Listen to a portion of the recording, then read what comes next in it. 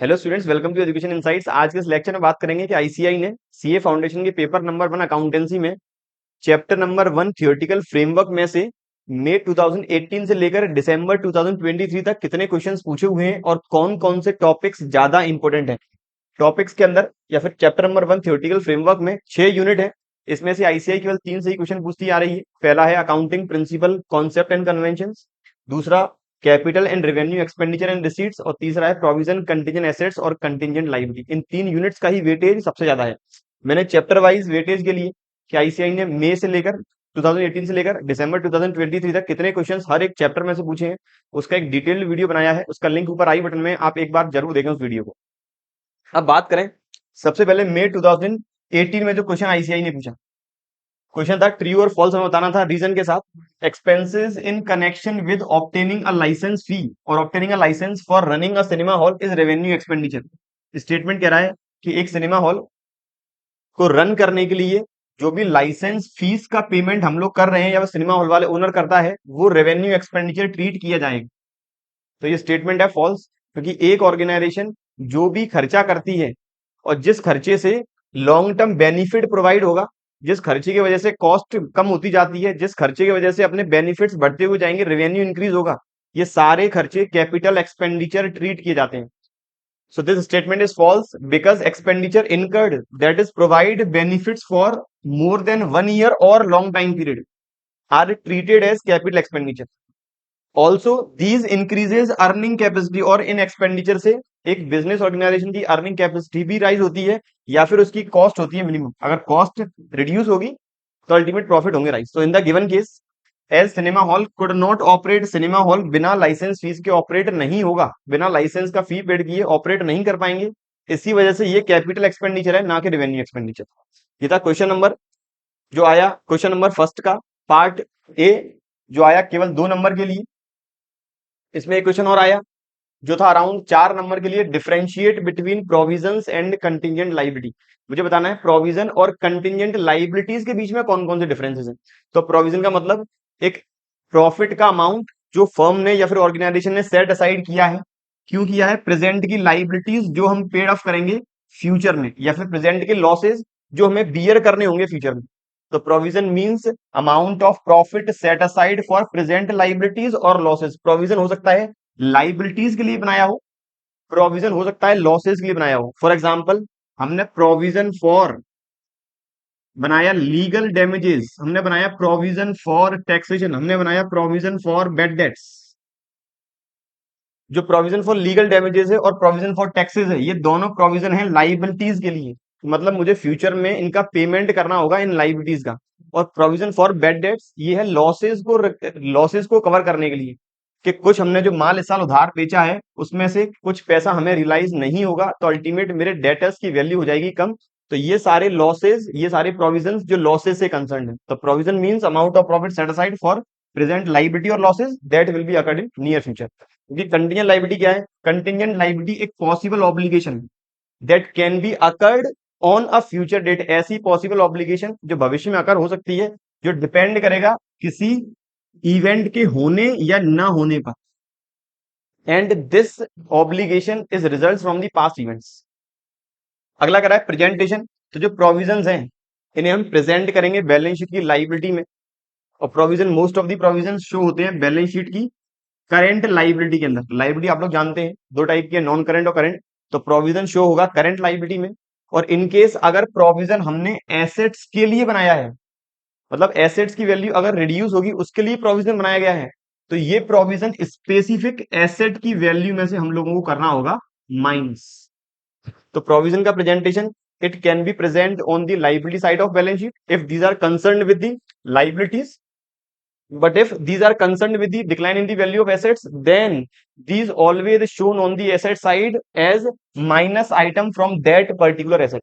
जबकि contingent liability जो है ये हमेशा शो करेंगे बैलेंस शीट की फुट नोट के अंदर, क्योंकि हो सकता है भविष्य में ये लाइबिलिटी अगर हो सकता है नहीं भी अगर हो। अगला है रिकॉग्निशन क्राइटेरिया। तो जो प्रोविजन है इसका अमाउंट जो है वो एस्टिमेटेड है पास्ट एक्सपीरियंस के बेसिस पर। तो जब तक इसका अमाउंट एस्टिमेटेड नहीं होगा तब तक प्रेजेंट नहीं कर पाएंगे। एक बार एस्टिमेशन हमने कर लिया अमाउंट कितना रहने वाला है या कितना रहेगा, तब हम बैलेंस शीट के अंदर प्रेजेंट कर पाएंगे। जबकि कंटिजेंट लायबिलिटी को हम क्या फुटनोट में शो करेंगे, क्योंकि इसका अमाउंट का हम एस्टिमेशन नहीं लगा सकते।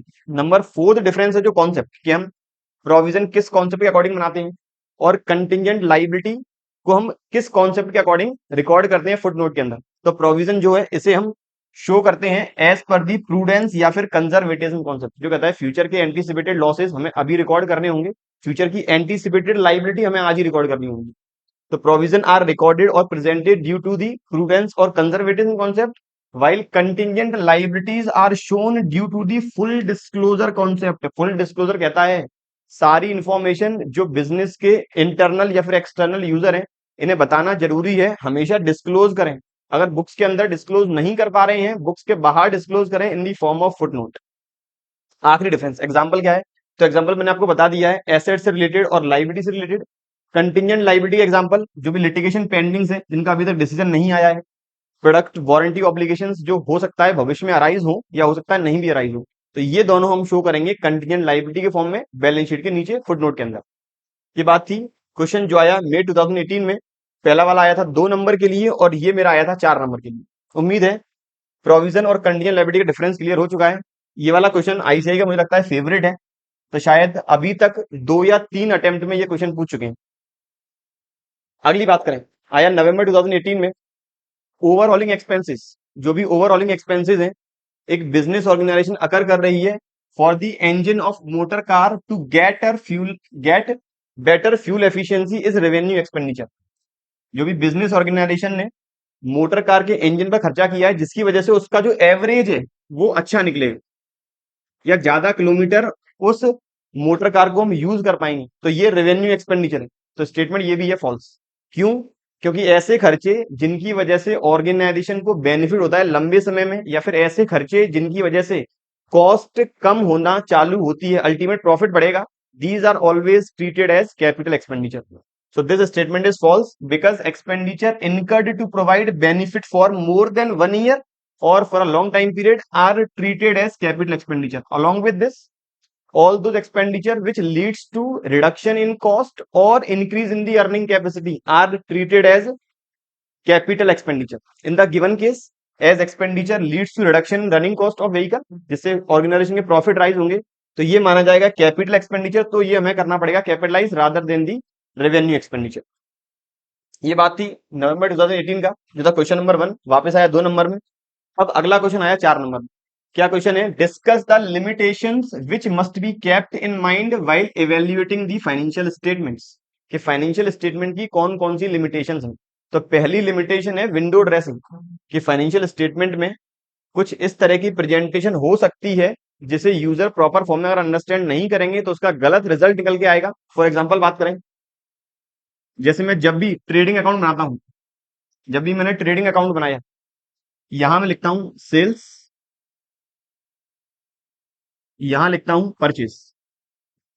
मैं बात कर रहा हूं विंडो ड्रेसिंग को किस तरह से हम शो करते हैं, कैसे यूजर को मिसलीड किया जाएगा। मैंने सेल्स लिखा क्रेडिट में ट्रेडिंग अकाउंट की, परचेज लिखा डेबिट में। अब जो भी परचेज रिटर्न और सेल्स रिटर्न है, फुल डिस्क्लोजर कॉन्सेप्ट कहता है यूजर्स को सही से समझाने के लिए, प्रॉपर फॉर्म में डिस्क्लोज करने के लिए सेल्स रिटर्न माइनस करें यहां से, परचेज रिटर्न माइनस करें परचेज से। लेकिन जब भी मुझे परचेज रिटर्न का लेजर अकाउंट बंद करना है और सेल्स का लेजर अकाउंट बंद करना है, वो मैं जनरली करता हूं ट्रेडिंग अकाउंट से। तो सेल्स का मुझे लेजर अकाउंट बंद करना है, सेल्स अकाउंट में पोस्टिंग यहां आ रही होगी, सेल्स अकाउंट में पोस्टिंग होगी बाई डेटस,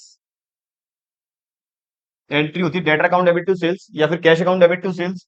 बंद होगा टू ट्रेडिंग के हिसाब से, क्योंकि जितने भी रिवेन्यू नेचर के अकाउंट्स हैं वो सारे बंद होंगे ट्रेडिंग या फिर पीएनएल से। तो मैंने ये बंद कर दिया ट्रेडिंग अकाउंट से, एंट्री हो गई sales account debit to trading.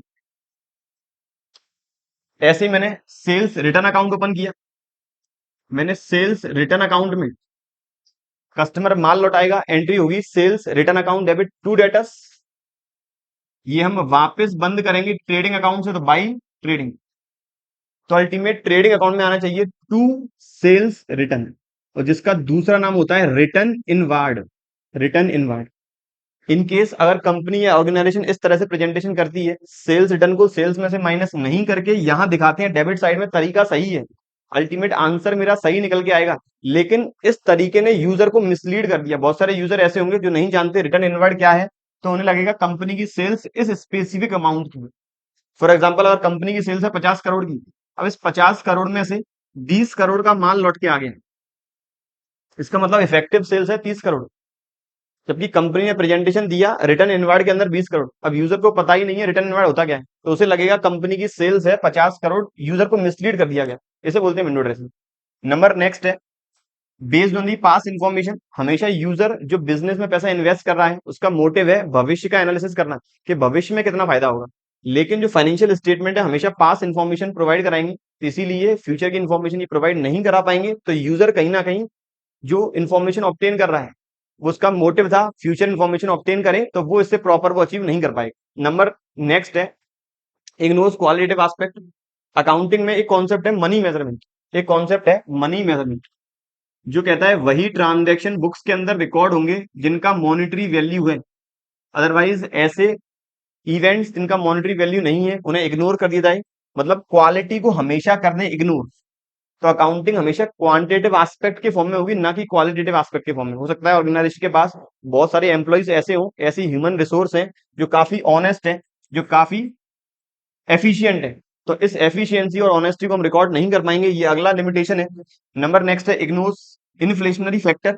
तो मेरा जो प्रूडेंस कॉन्सेप्ट है, मेरा जो कॉस्ट कॉन्सेप्ट है, जो कहता है प्रूडेंस कॉन्सेप्ट फ्यूचर का एंटीसिपेटेड लॉस रिकॉर्ड करो।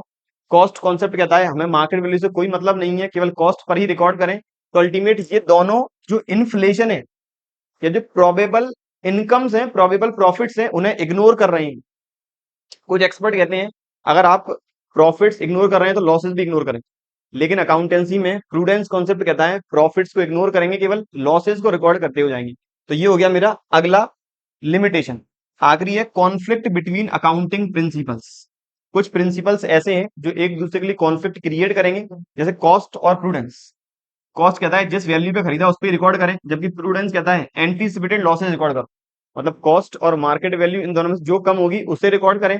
कॉस्ट कहेगा कि जिस रेट पर खरीदा उसे ही रिकॉर्ड करें। तो अकाउंटिंग के अंदर बहुत सारे कॉन्सेप्ट्स ऐसे होंगे जो एक दूसरे को करेंगे कॉन्फ्लिक्ट, एक दूसरे की बातों को काटेंगे। तो ये मेरा है फिफ्थ लिमिटेशन। ये बात थी नवंबर 2018 के दोनों क्वेश्चन की, पहला आया 2 नंबर के लिए और दूसरा आया 4 नंबर के लिए। उम्मीद करता हूं यहां तक कोई भी दिक्कत वाली बात नहीं है। आगे चलें सर। अगला आया मई 2019 में वापस ट्रू और फॉल्स। आईसीआई सबसे पहले क्वेश्चन में जो मेरा फर्स्ट क्वेश्चन रहता है वहां पर 6 क्वेश्चन आते हैं ट्रू और फॉल्स वाले, 2-2 नंबर के रहेंगे, 12 नंबर के ट्रू और फॉल्स। यहाँ क्वेश्चन है amount spend for construction of temporary huts which were necessary for construction of cinema house. एक सिनेमा हाउस का कंस्ट्रक्शन हुआ, उसके आसपास झुग्गी झोपड़ियां बनी या छोटी छोटी झोपड़ियां बनी, हट्स बनी, जिनमें लेबर क्लास के लोग रहे, जिन्होंने वो सिनेमा हॉल बनाया वो लोग उसके अंदर रहे। कहीं पर हमने मटेरियल को स्टोर किया। तो ये सारे जो एक्सपेंडिचर हमने किए हैं, जो टेम्पररी हट्स का निर्माण किया गया है, ये डिमोलिश कर दिया जाएगा जब सिनेमा हाउस हो जाएगा कंप्लीट। और जो खर्चा हुआ इन टेम्पररी हट्स में इसे माना जाएगा कैपिटल एक्सपेंडिचर।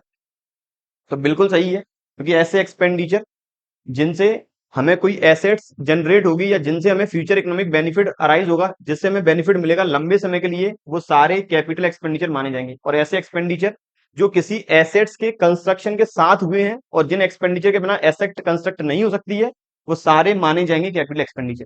तो कह रहा है true, this statement is true because expenditure incurred to provide benefit for more than 1 year are treated as capital expenditure.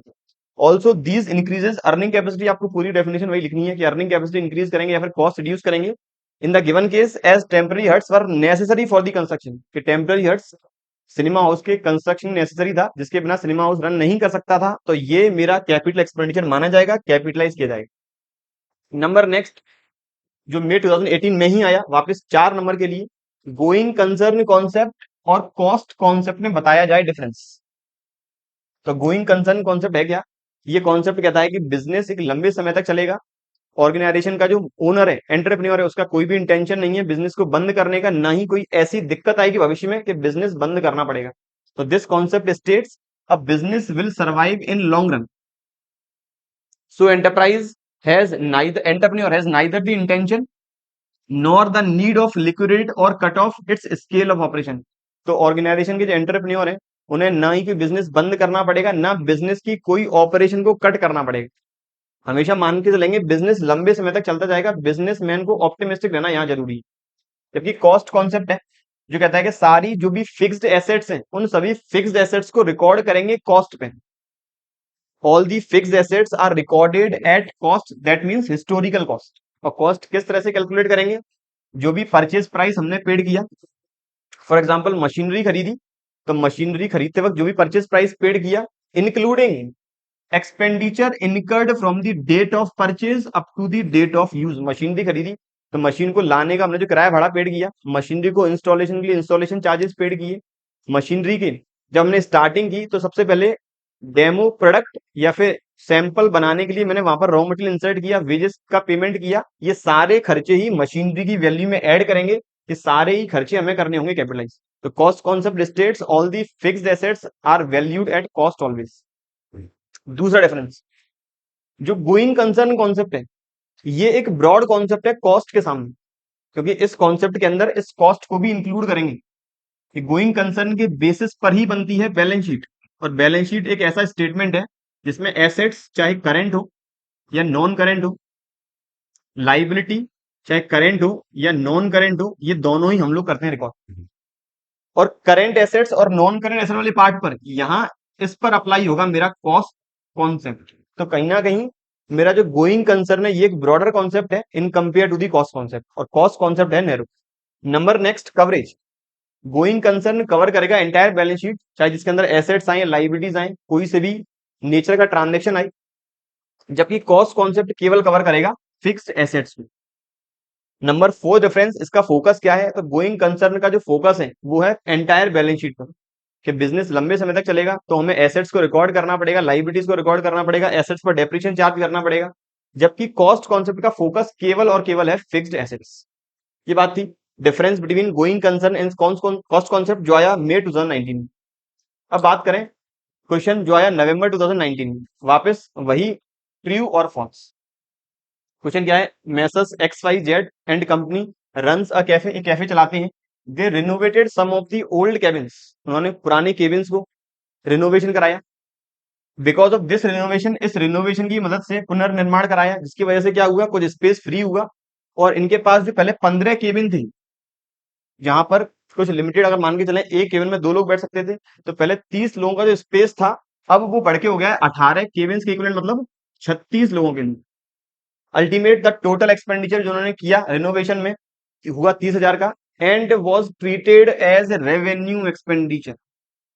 तो सर यहां से तो पता लग गया सीधा फॉल्स स्टेटमेंट है, क्योंकि इस एक्सपेंडिचर से जो बिजनेस ऑर्गेनाइजेशन की अर्निंग कैपेसिटी है वो लंबे समय तक राइज होगी, हर बार 3-3 केबिन के इक्वलेंट ज्यादा रेवेन्यू हर महीने करेंगे अर्न। तो ये है मेरा कैपिटल एक्सपेंडिचर, और यहां आपको लिखनी होगी वही कैपिटल एक्सपेंडिचर की definition. This statement is false because expenditure incurred on the assets which provide long term benefits or expenditure incurred which provides long term benefit are treated as capital expenditure. In the given case, as firm will earn more revenue in compared to the previous time period, so this amount will be capitalized rather than the revenue expenditure, rather than treatment as a revenue expenditure. अब आया इसमें अगला, वापस 2 number के लिए, valuation of inventory. जो inventory का valuation करते हैं एट कॉस्ट और net realisable value is based on principal of conservatism. जो इन्वेंट्री है उसे हमेशा वैल्यू करेंगे कॉस्ट और market value whichever is lower. Cost मतलब जिस रेट में हमने खरीदा, और नेट लाइजेबल वैल्यू मार्केट वैल्यू, कितने में मार्केट में बिकेगी ये, इन दोनों में से जो भी कम है। तो बिल्कुल ट्रू स्टेटमेंट है, बस यहां पर लिखा नहीं है विच एवर इज लोअर, मतलब कंपेयर तो इन दोनों को ही करना है। तो बिल्कुल सही स्टेटमेंट है, as valuation of inventory is always made on the basis of cost और market value whichever is lower, because prudence concept और conservatism concept states business organisation has to record all the possible losses rather than the gains. ये था मेरा 2 और 2 4 number के लिए। इसी में आया 4 नंबर के लिए एक और, प्रोविजन और कंटिजेंट लाइबिलिटी, जो पहले ही हम लोग कर चुके हैं। ये बात थी नवंबर 2019 की। अब बात करें नवंबर 2020, तो वापस 2 नंबर में question, insurance claim received on account of plant and machinery completely damaged by fire is a capital receipt. जो भी इंश्योरेंस क्लेम रिसीव किया गया प्लांट एंड मशीनरी के डैमेज होने पर, वो कैपिटल रिसीट है। बिल्कुल सही, क्योंकि जो भी हमें अमाउंट रिसीव होगा नॉर्मल ऑपरेटिंग एक्टिविटीज के लिए, वो माना जाता है revenue receipt. Other than operating activities जो भी रिसीव होगा उसे हम बोलेंगे कैपिटल रिसीट। तो in the given case this statement is true because all the receipts generated which are abnormal in nature or which are not concerned with the operating activities are treated as capital receipt. So this statement is true। यहीं पर आया एक और, a concern proposes to discontinue its operation from December 2020। एक business organisation का ये concern था, एक बिजनेस ऑर्गेनाइजेशन ये प्रपोज किया कि हम अपना बिजनेस कर देंगे डिसकंटिन्यू दिसंबर 2020 के बाद। And decided to dispose of, उन्होंने ये डिसाइड कर लिया कि प्लांट्स मशीनरी जो भी कुछ है वो अगले 3 महीने के अंदर बेच देंगे। तो अल्टीमेट मेरा गोइंग कंसर्न कॉन्सेप्ट हो गया वायलेट, जो कहता है बिजनेस लंबे समय तक चलेगा, तो अब तो बिजनेस खत्म ही हो गया।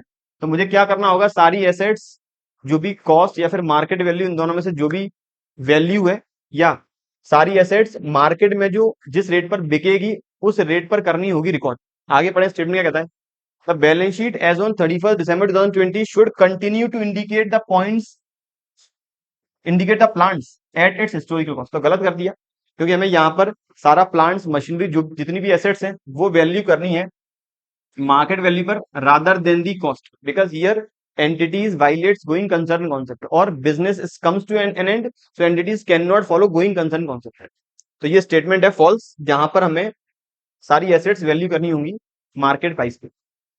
अगली बात करें जो आया इसी अटेम्प्ट में, बिल्कुल 4 नंबर के लिए, what services can a chartered accountant provide to the society. तो चार्टर्ड अकाउंटेंट कौन कौन सी सर्विसेज प्रोवाइड कर सकते हैं, सर्विसेज प्रोवाइड करते हैं बुक्स के मेंटेनेंस पे, कि जो भी बुक्स ऑफ अकाउंट्स एक एंटिटी मैनेज करेगी उन सभी को मैनेज करने का क्या तरीका रहेगा। इसके अलावा स्टेट ऑडिट करेंगे, वो लिमिटेड कंपनी के लिए मैंडेटरी है स्टेट ऑडिट करवाना। तो सारी एंटिटीज जो जो ऑडिट करवाना चाहती हैं या जिनके लिए मैंडेटरी है, जिनके लिए ऑप्शनल है, या जिनके लिए टर्नओवर क्रॉस्ड करने के बाद ऑडिट करवाना मैंडेटरी है, तो उन्हें स्टेट ऑडिट का सर्विसेज प्रोवाइड कराएंगे। इसके बाद इंटरनल ऑडिट, मैनेजमेंट चाहती है इंटरनल ऑडिट, तो इंटरनल ऑडिट भी कराएंगे। टैक्सेशन रिलेटेड कंसल्टेंसी भी प्रोवाइड कराएंगे, कि जो लोग अपना टैक्स को कम करना चाहते हैं, टैक्स प्लानिंग करना चाहते हैं, उन्हें उस हिसाब से एडवाइस दी जाएगी। और जो लोग पैसा इन्वेस्ट करना चाहते हैं उन्हें इन्वेस्टमेंट रिलेटेड या फिर फाइनेंशियल एडवाइस दी जाएगी, पैसा कहाँ इन्वेस्ट करें, किस टाइप का बिजनेस स्टार्ट करें, एटसेट्रा। तो these are the services provide by a chartered accountant to the society. अब बात करें, क्वेश्चन आया जनवरी 2021, तो वापस क्वेश्चन वही, ट्रू और फॉल्स विद रीजन। क्वेश्चन है subsidy received from the government for working capital. Working capital क्या होता है, वर्किंग कैपिटल बोलते हैं current assets minus current liability.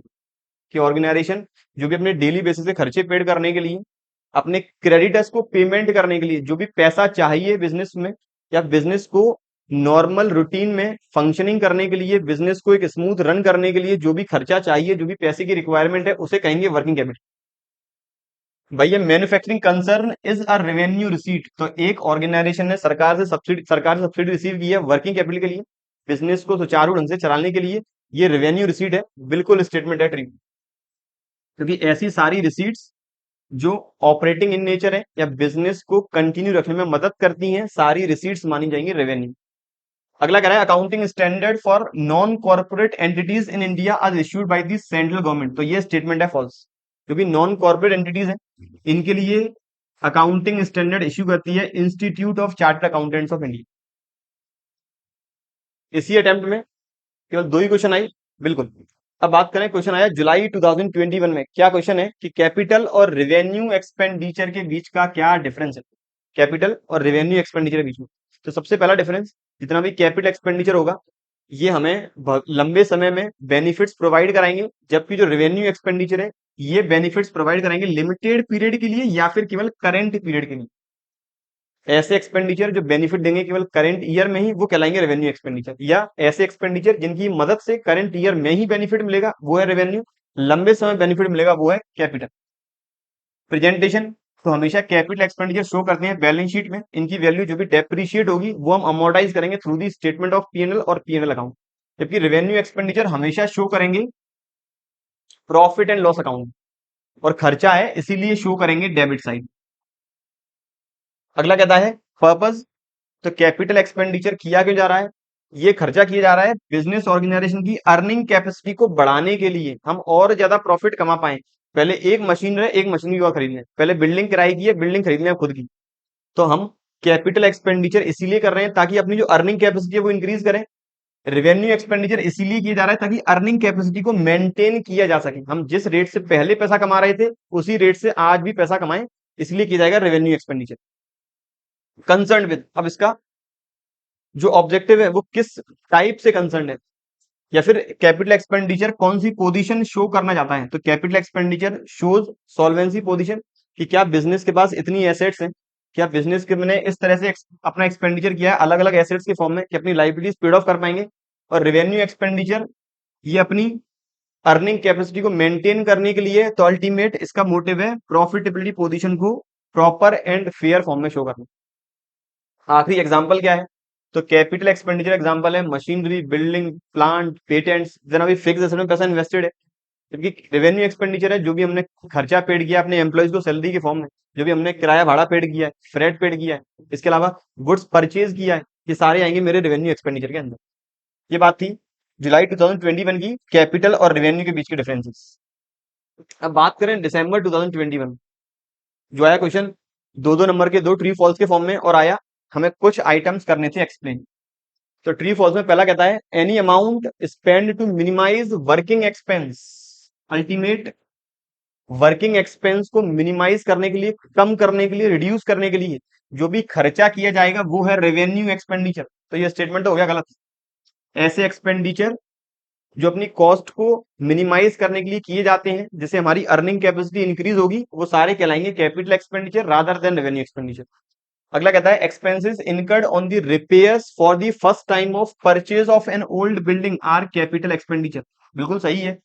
ऐसे एक्सपेंडिचर जो एसेट्स के खरीदने वाले दिन से लेकर एसेट्स को पुट टू यूज तक के हैं, या फिर एसेट्स को खरीदने वाले दिन से लेकर एसेट्स को हम इस्तेमाल में ला सकें उस दिन तक के हैं, सारे कैपिटलाइज करने होंगे। तो दिस स्टेटमेंट इज ट्रू। तो ये मेरा है सही और ये स्टेटमेंट मेरा था फॉल्स। अगली बात करें, हमें कुछ एक्सप्लेन करने हैं एक्रूअल बेसिस ऑफ अकाउंटिंग। तो एक ऐसा बेसिस जो कहता है सारे ट्रांजैक्शंस चाहे एसेट से रिलेटेड हो, एक्सपेंडिचर से रिलेटेड हो, इनकम से रिलेटेड हो या लाइबिलिटी से रिलेटेड हो, हमें ये रिकॉर्ड करने पड़ेंगे एक्रू बेसिस पे। हमें सारा रेवेन्यू, सारी इनकम रिकॉर्ड करनी पड़ेंगी एक्रू बेसिस पर। It doesn't matter it has been received और not, it doesn't matter it has been paid और नॉट, सारी एसेट्स और लाइबिलिटीज रिकॉर्ड करनी पड़ेंगी एक्रू बेसिस पर। तो this concept states all the transaction, चाहे वो रेवेन्यू नेचर का हो, चाहे रिसीट्स हो रेवेन्यू रिसीट्स, या फिर रेवेन्यू एक्सपेंडिचर, चाहे इनकम हो या एक्सपेंस हो। इनकम चाहे आपने कमाई, इनकम रिसीव की हो या नहीं की हो, एक्सपेंडिचर पेड किया हो या नहीं किया हो, एक बार ड्यू हो गया रिकॉर्ड करना पड़ेगा। सिर्फ वैसे ही कैपिटल नेचर के ट्रांजेक्शन भी हमें एक्रू टाइम पीरियड के बेसिस पर ही रिकॉर्ड करने होंगे। अगला कहता है कंटिजेंट एसेट्स क्या है, तो ऐसी एसेट्स जो पास्ट एफर्ट से, पास्ट इवेंट से अराइज हुई है और जो भविष्य में किसी इवेंट के होने या ना होने पर अकर्ड होगी, वो कहलाएगी contingent asset. A possible asset that can arise from the past events and their existence will be confirmed on the occurrence or non-occurrence of one or more future events. Contingent liability ऐसी possible obligations जो future में arise हो भी सकती है, नहीं भी हो सकती है, डिपेंड करेगा सर्टेन फ्यूचर इवेंट्स के बेसिस। ये बात थी दिसंबर 2021 के क्वेश्चन। अब बात करें मई 2022 की, तो क्या कहता है पहला, a claim that an enterprise is pursuing, एक ऐसा क्लेम जो एंटरप्राइज ने किया है थ्रू द लीगल प्रोसेस, अपने वकील वगैरह हैंडल कर रहे हैं, पूरा कानूनी कार्रवाई चल रही है, हमने क्लेम किया है, ऑर्गेनाइजेशन ने क्लेम किया है, आउटकम अभी अनसर्टेन है। ऑर्गेनाइजेशन ने क्लेम किया है खुद ने, आउटकम अनसर्टेन है। ये क्या है, ये पॉसिबल ऑब्लिगेशन नहीं है, ये पॉसिबल एसेट है। तो क्या माना जाएगा, ये माना जाएगा contingent asset rather than contingent liability. So this statement is false because all those possible assets that will arise in near future on the basis of past events and these are occurred or non occurred depending upon the future events are treated as contingent asset। तो यही definition आपको जो पीछे हमने बताई थी, same यही definition लिखनी होगी। और ये स्टेटमेंट है गलत क्योंकि ये कंटीजेंट लाइबिलिटी नहीं है, ये है कंटीजेंट एसेट। इसमें दूसरा, any amount spend for replacement of worn out part, कोई भी मशीनरी का पार्ट जो मशीनरी यूज करने की वजह से घिस गया, अब हमें ये पार्ट क्या करना होगा, रिप्लेस करना होगा। रिप्लेस क्यों कर रहे हैं, ताकि मशीनरी की जो करंट कैपेसिटी है वो इम्पेयर नहीं हो, मशीन पहले जितने घंटे काम कर रही थी आज भी उतना ही घंटे काम कर पाए, उसकी कैपेसिटी को मेंटेन करने के लिए, तो इस खर्चे को क्या बोलेंगे हम, इसे कहेंगे रेवेन्यू एक्सपेंडिचर रादर देन दी कैपिटल एक्सपेंडिचर। तो ये स्टेटमेंट है फॉल्स, क्योंकि जो भी एक्सपेंडिचर किए जाएंगे जिससे अर्निंग कैपेसिटी मेंटेन रहेगी, ये सारे रेवेन्यू एक्सपेंडिचर होंगे, ना कि कैपिटल एक्सपेंडिचर। वापस हमें कुछ कॉन्सेप्ट एक्सप्लेन करने हैं, या 4 नंबर में भाई 2022 क्या था, मनी मेजरमेंट और पीरियोडिसिटी। तो मनी मेजरमेंट कॉन्सेप्ट कहता है all those transactions will be recorded in the books of accounts which have monetary value, otherwise those events which cannot be converted into money or which cannot be measured in the forms of money cannot be recorded into the books। Money measurement concept कहता है ऐसे transactions जिनका monetary value possible है record करें, और ऐसी events जिनका monetary value possible नहीं है रिकॉर्ड नहीं करें। तो इवेंट्स दो कैटेगरी की हुई, मॉनेटरी वैल्यू है तो ट्रांजैक्शन माना जाएगा, बुक्स में करेंगे रिकॉर्ड, अगर मॉनेटरी वैल्यू नहीं है तो ट्रांजैक्शन नहीं मानेंगे और बुक्स में भी रिकॉर्ड नहीं करेंगे। पीरियोडिसिटी कॉन्सेप्ट, ये कॉन्सेप्ट कहता है बिजनेस ऑर्गेनाइजेशन को अकाउंटिंग करने के लिए एक स्पेसिफिक पीरियड फॉलो करना होगा, जो पीरियड स्टार्ट होगा 1 अप्रैल से और खत्म होगा 31 मार्च को। जिस साल बिजनेस स्टार्ट हुआ है उस साल हो सकता है ये पीरियड 12 महीने से कम का हो, लेकिन उसके बाद हर साल ये पीरियड 12 महीने का ही होगा, और जिस साल बिजनेस बंद हो रहा है उस साल ये पीरियड 12 महीने से कम का हो सकता है। तो periodicity concept states business has to follow accounting year which always starts from 1st April and ends on 31st March. This period must be of 12 months in the year of starting. This period can be of less than 12 months. कि for example अगर business start हुआ है 1 दिसंबर को, 1 दिसंबर 2024 को, तो ये accounting year मेरा close होगा 31 मार्च 2025 को। मतलब जिस साल बिजनेस चालू हुआ उस दिन केवल 4 महीने का मेरा रहा अकाउंटिंग ईयर। तो हमें एक प्रॉपर पीरियड फॉलो करना पड़ेगा। सजेस्ट किया गया अकाउंटिंग ईयर ही फॉलो करें रादर देन कैलेंडर ईयर, क्योंकि अकाउंटिंग ईयर फॉलो करेंगे तो बहुत सारे यूजर जैसे इनकम टैक्स डिपार्टमेंट है उन्हें केवल अकाउंटिंग ईयर की इन्फॉर्मेशन चाहिए, ना कि कैलेंडर ईयर की। ये बात थी मई 2022 की। अब बात करें दिसंबर 2022 की, वापस क्वेश्चन आया ट्रू और फॉल्स के फॉर्म में दो। The financial statement are not prepared on the assumption that an enterprise is a going concern and will continue its operation for the foreseeable future. तो financial statement are not prepared, तो ये हो गया गलत, क्योंकि financial statement going concern के basis पर ही बनाए जाते हैं। गोइंग कंसर्न कहता है बिजनेस अगले साल भी चलेगा, बिजनेस लंबे समय तक चलेगा, इसलिए बैलेंस शीट बनाई जाएगी। इसी वजह से डेप्रिसिएशन हम करेंगे चार्ज एसेट्स पर, और इसी वजह से ही बैलेंस शीट के अंदर एसेट्स को करेंगे प्रेजेंट। इसी में आया दूसरा, the provision for discount on creditors. Provision for discount on creditors मतलब क्रेडिटर हमें डिस्काउंट देंगे, यह मेरे लिए एक तरह से प्रॉफिट, या कह सकते हैं ये फायदा, ये अपना है फायदा। Is often not provided in keeping with the principle of conservatism. बिल्कुल सही, कंजर्वेटिज्म कॉन्सेप्ट कहता है all the future anticipated losses are to be recorded as on today, future anticipated profits must be ignored. भविष्य के सारे घाटे ही आज record करें, भविष्य के फायदे इग्नोर कर दें, तो ये तो हमें भविष्य का फायदा दिख रहा है, इसे इग्नोर किया जाए कंजर्वेटिज्म या फिर प्रूडेंस कॉन्सेप्ट के अकॉर्डिंग। तो provision of discount on creditors is often not provided in keeping with the principle of conservatism statement है ट्रू। अगला वापस आ गया, ये तीसरी बार रिपीट हो गया, प्रोविजन ऑफ कंटीजेंट लायबिलिटी में क्या डिफरेंस है। सबसे इंपॉर्टेंट क्वेश्चन तीसरी बार अब तक रिपीट हो चुका है, आप लोग जरूर पढ़ के जाएं। अब आया जून 2023 में, वापस दो दो नंबर के लिए दो ट्रू और false. As per concept of conservatism the accountant should provide for all the possible losses but should not anticipated income. बिल्कुल सही, अकाउंटेंट को सारे फ्यूचर के एंटीसिपेटेड लॉसेस रिकॉर्ड करने हैं बुक्स के अंदर, चाहे वो losses provision for bad debts के फॉर्म में हो, चाहे वो प्रोविजन फॉर टैक्सेशन के फॉर्म में हो, चाहे लॉसेज हो या लाइबिलिटीज हो। याद रखें प्रूडेंस कॉन्सेप्ट अप्लाई होता है लॉसेज और लाइबिलिटीज के लिए। फ्यूचर की एंटीसिपेटेड लॉसेज और फ्यूचर की एंटीसिपेटेड लाइबिलिटीज हमें आज ही रिकॉर्ड करनी होंगी, फ्यूचर के एंटीसिपेटेड गेन्स हम करेंगे इग्नोर। तो ये स्टेटमेंट है ट्रू।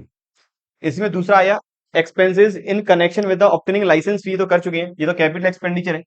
सबसे पहला हमने यही देखा कि जो भी लाइसेंस फीस पेड कर रहे हैं सिनेमा हॉल को रन करने के लिए, वो हमेशा माना जाएगा कैपिटल एक्सपेंडिचर, क्योंकि लाइसेंस फी के बिना सिनेमा हॉल ऑपरेट नहीं हो पाएगा। इसी में आया दो और, कि मटेरियलिटी और कंजर्वेटिज्म समझाएं। तो कंजर्वेटिज्म इतनी देर से मैं इसी की बात कर रहा था, इसका दूसरा नाम है प्रूडेंस।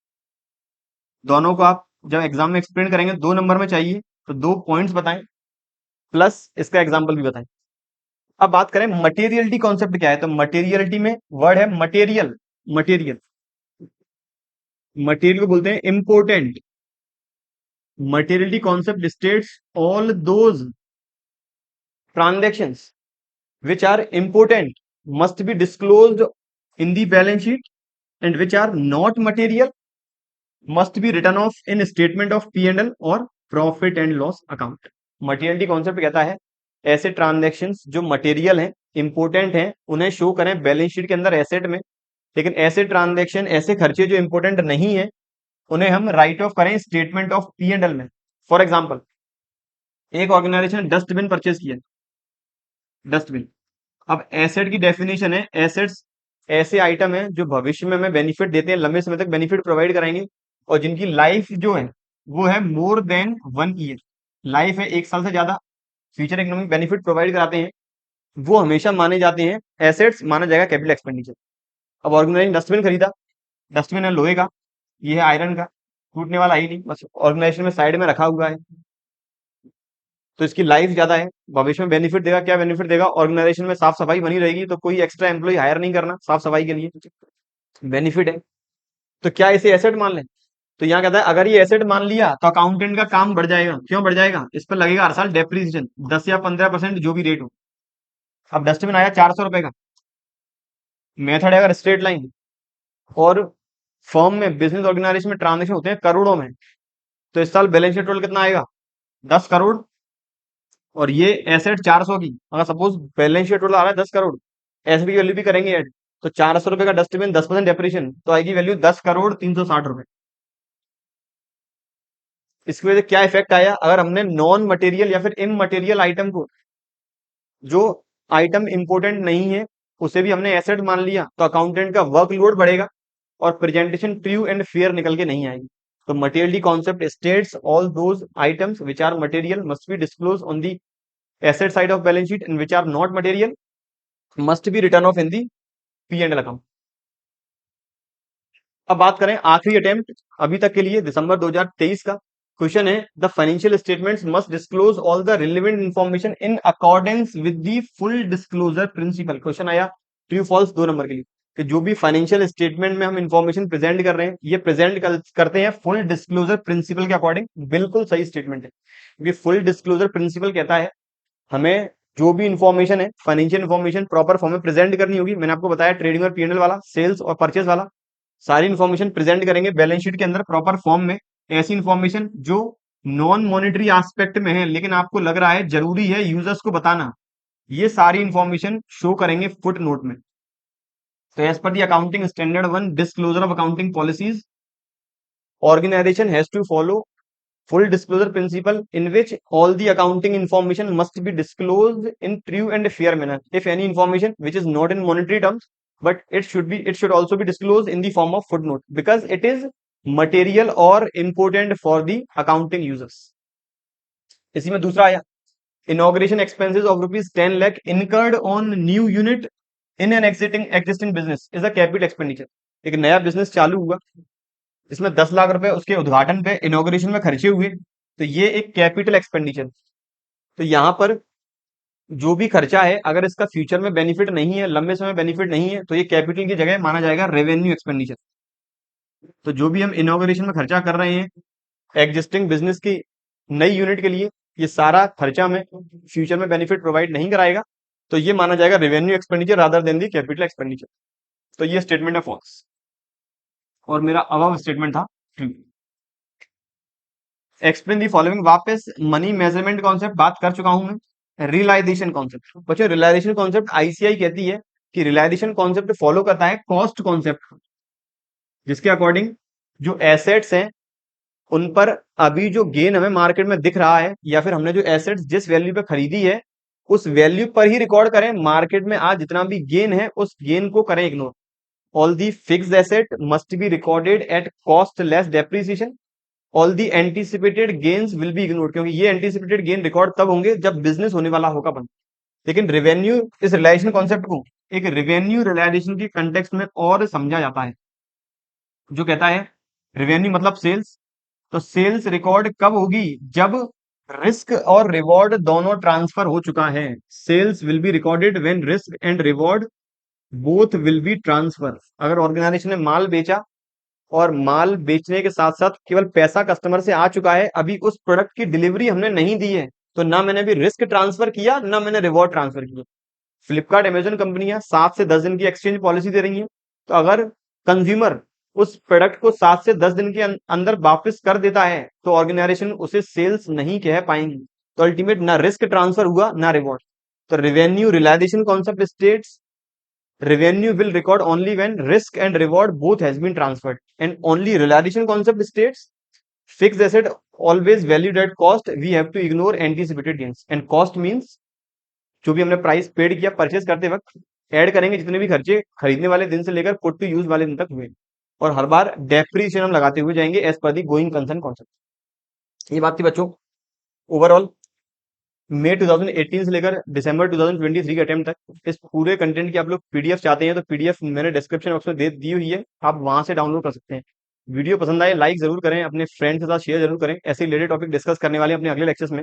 हम अभी पहले ही एक रिकॉर्ड कर चुके हैं फाइनेंशियल स्टेटमेंट ऑफ एनपीओ से रिलेटेड पूरे अटेम्प्ट मई 2018 से लेकर दिसंबर 2023 तक जितने भी आईसीआई ने क्वेश्चन पूछे उनका भी हम सॉल्यूशन ऑलरेडी कवर कर चुके हैं। उसका लिंक ऊपर आई बटन में है, आप वो वीडियो भी इजीली देख सकते हैं। तो ऐसे ही रिलेटेड टॉपिक डिस्कस करेंगे अपने अगले लेक्चर्स में, तो तक पढ़ते रहिए और बने रहिए हमारे यूट्यूब चैनल के साथ। Thank you.